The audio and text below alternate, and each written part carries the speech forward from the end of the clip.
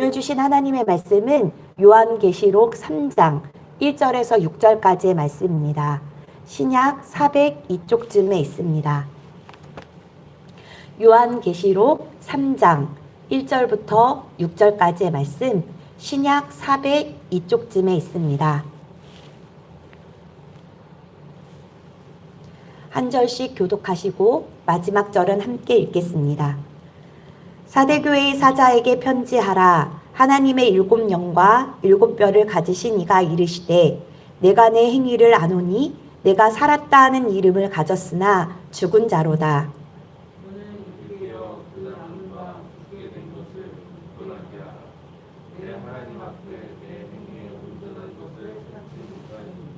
그러므로 내가 어떻게 받았으며 어떻게 들었는지 생각하고 지켜 회개하라. 만일 일깨지 아니하면 내가 도둑같이 이르리니 어느 때에 내가 이르는지 내가 알지 못하리라. 그러나 사대의 그 옷을 더럽히지 아니한다. 명령이 내게 있어 이 옷을 입고 나와 함께 다니리니 그들은 합당한 자인이로라. 이기는 자는 이와 같이 흰 옷을 입을 것이요 내가 그 이름을 생명책에서 결코 지우지 아니하고 그 이름을 내 아버지 앞과 그 천사들 앞에서 시인하리라. 귀 있는 자는 성령이 교회들에게 하시는 말씀을 들을지어다. 아멘. 예수님께서는 사대교회에 내 행위를 아는데 내가 살았다 하는 이름을 가졌으나 죽은 자라고 하셨습니다.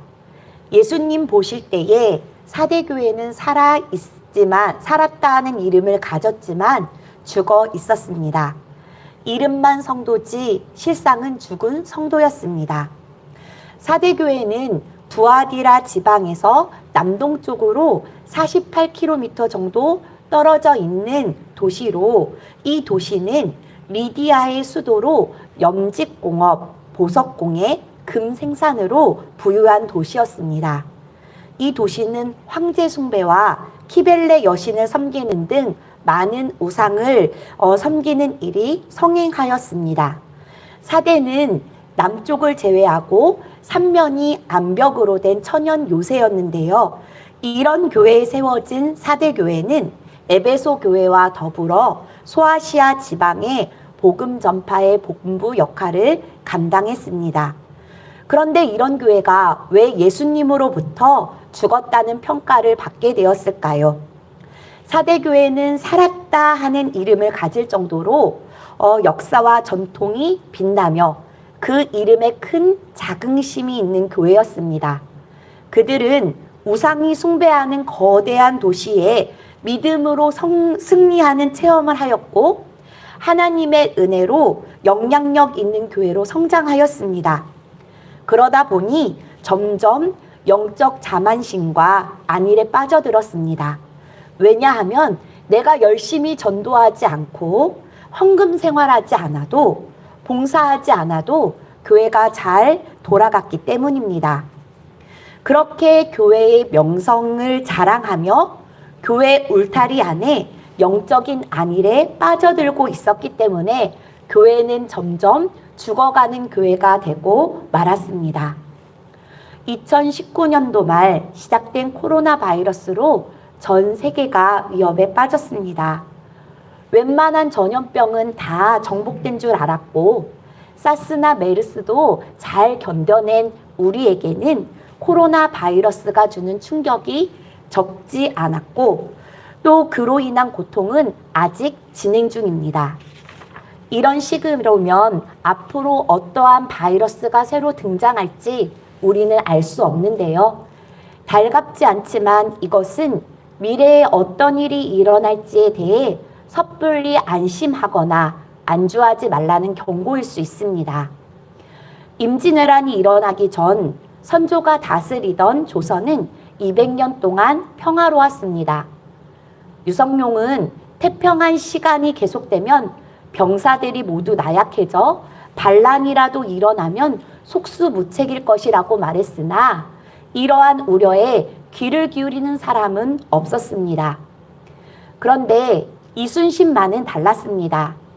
달빛 밝은 밤 모두가 배에 닻을 내리고 있을 때 갑자기 그는 일어나 적은 대개 달이 없을 때 공격하지만 달이 밝을 때에도 기습할 수 있다며 모두 경계태세에 들어갈 것을 명령했습니다. 이와 같이 훈련을 받고 난 얼마 후 외적은 기습해왔고 대비해 있던 우리나라는 어려움 없이 그들을 격퇴할 수 있었습니다. 개인이나 교회나 사회는 끊임없이 갱신하고 미래를 향해 도전하고 꿈을 성취해야 합니다. 그렇지 않으면 자신도 모르게 현실에 안주하며 스스로 몰락하게 됩니다. 편한 게 아무 문제가 없는 게 좋은 일이 아닙니다. 숨을 쉬고 있는 인간들에게는 늘 문제가 있습니다. 특히 미래를 준비하는 사람에게는 역경과 환란이 따르게 됩니다. 반면에 미래를 준비하지 않으면 역경도 환란도 없고요. 간절한 기도도 없습니다. 이런 삶은 이미 그 자체가 죽어가고 있다는 증거입니다. 사도행전은 우리가 하나님 나라에 들어가려면 많은 환란을 겪어야 할 것이라고 말씀합니다. 안주하는 사람에게는 어려움도 없습니다. 꿈이 없으면 모험과 환란도 두려워합니다. 그러나 꿈이 있는 사람은 모험을 두려워하지 않습니다. 어려움이 닥칠수록 그 꿈과 비전을 성취하기 위해 땀을 흘리고 불신과 방해하는 세력과 과감하게 싸워나갑니다. 그리고 그것이 도전할 만한 가치가 있다면 과감하게 자신을 던집니다. 그러므로 우리는 하나님의 꿈과 비전을 향해 나아가야 합니다. 또 이사야 말씀에 너는 이전의 일을 기억하지 말며 옛날 일을 생각하지 말라. 보라 내가 새 일을 행하리니 라는 말씀이 있습니다. 아름다웠던 과거와 과거의 성공과 승리를 추억하는 일은 은혜를 상기하는 좋은 일이지만 우리가 주목해야 할 것은 현재, 지금 내가 무엇을 하고 있느냐입니다. 그러므로 매일의 삶 속에 나는 주님을 위해 무엇을 하고 있는지, 또 주님을 위해 무엇을 해야 하는지 계획하고 또 그 일을 찾아 소망을 두고 기도로 나아가기를 원합니다. 예수님은 이기는 자들에게 흰옷을 입혀주시고 생명책에서 지우지 않는 복을 주시겠다라고 약속해 주셨습니다. 예수님께서 입혀주실 영광은 이 세상과 비교할 수 없는 영광입니다. 세상은 거룩하게 사는 사람들을 무시하고 조롱하고 멸시하지만 예수님은 그런 사람들에게 영광스러운 흰옷을 입혀주고 생명책에서 지우지 않으십니다. 오늘도 우리에게 향하신 하나님의 약속의 말씀을 붙잡고 믿음으로 나아가는 복된 하루 되기를 소망합니다. 기도하시겠습니다. 하나님, 오늘도 새벽 첫 시간을 하나님께 드리며 하루를 시작합니다. 기도의 시간을 통하여 우리의 신앙이 성장하고 성숙하는 친밀한 주님의 사귐의 시간이 되게 하옵소서. 결코 쉽지 않는 코로나의 시간, 우리의 신앙과 삶을 되돌아보게 하시고 하나님의 뜻에 일치할 수 있는 삶을 살 수 있도록 성령님 인도하옵소서. 하나님, 우리는 날마다 많은 문제로 힘들어하고 그 문제를 안고 씨름하며 주님께 부르짖습니다. 고통을 느낄 수 있도록 생명 주시고 문제를 내어 맡길 수 있는 믿음 주셔서 감사합니다. 하나님께 부름받는 그날까지 모든 문제를 주님께 내어 맡기며 인생의 주인이신 주님의 뜻을 따라 살기를 원합니다. 믿음으로 기도하고 믿음으로 반응하며 믿음을 행하는 살아있는 자 되게 하옵소서. 특별히 사랑하는 우리 정릉교회 성도 한 사람 한 사람 하나님의 꿈과 비전을 향해 나아가기를 원합니다. 지금 있는 곳에 그 상황에 안주하지 않게 하시고 하나님의 꿈을 안고 주님을 향해 다름박질하게 하옵소서. 이와 같은 삶을 사는 이들에게 하나님은 흰옷을 입히시고 생명책에서 지우지 않는 복을 주신다고 약속하셨으니 우리 모두 이기는 자 되어 주님의 날 손에 손을 잡고 하나님 나라에 들어갈 수 있도록 서로를 돌아보며 힘써 신앙생활하게 하옵소서. 하나님, 주님의 돌보심이 필요한 가정이 있습니다.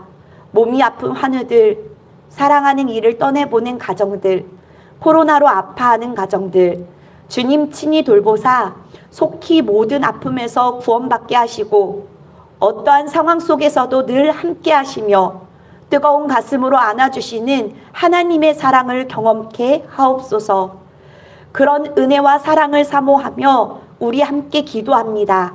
금요 기도회를 통해 우리 교회를 향하신 하나님의 뜻을 바로 알게 하시고 함께 마음 모아 기도할 때 하나님께서 하시는 일들을 바라보게 하옵소서. 말씀을 전하시며 성도들을 위해 기도하시는 담임 목사님, 영육간의 강건함 허락하여 주시고 내일 있을 봄맞이 정릉천 청소를 통하여 받은 은혜 나누며 선을 행함으로 복음을 전하게 하옵소서. 이 모든 말씀 우리 주 예수 그리스도의 이름으로 기도합니다. 아멘.